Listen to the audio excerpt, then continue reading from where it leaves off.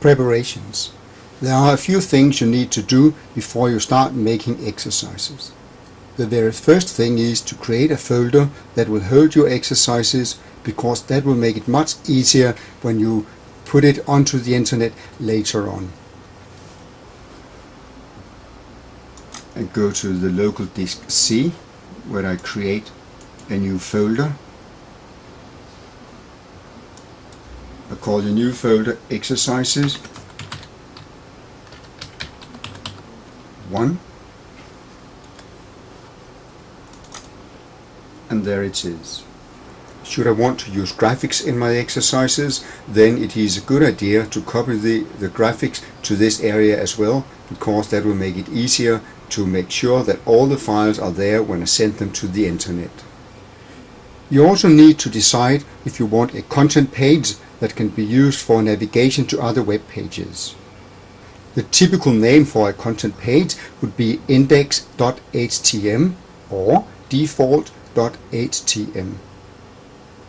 This is also the time where you have to decide how many exercises do you want to make and what type of exercises. It is important to decide on some names of the final exercises. For instance, the first crossword exercise could be called close1.htm. First close exercise could be called close1.htm. The reason why it's important to decide on these names is that you would want to link from one exercise to the next exercise, and also you would be able to link back again.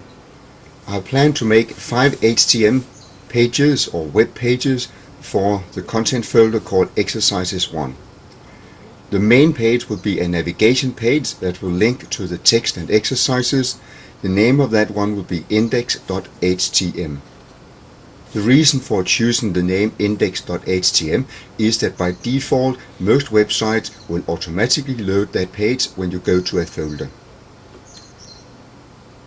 The main content page with the information that will be used for exercises will be a text and video page that I have named index_en.htm.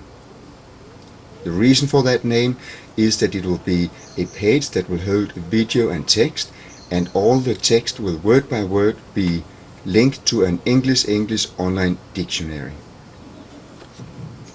The content page will then link to a crossword exercise, and that will be named cross1.htm. From that page one can press the back arrow and go back to the content page, or it is possible to go to the content page, that is the navigation page. When the crossword has been filled in, a student will press on the next button, and that will take the student to the close exercise named close1, which again links back to the navigation page and also to the crossword page. The close exercise will then link on to the maths exercise called maths1.htm. Again, that page can link to the navigation page like all other pages. The final page will be a mixed sentence exercise called mix1.htm. Preparing the content.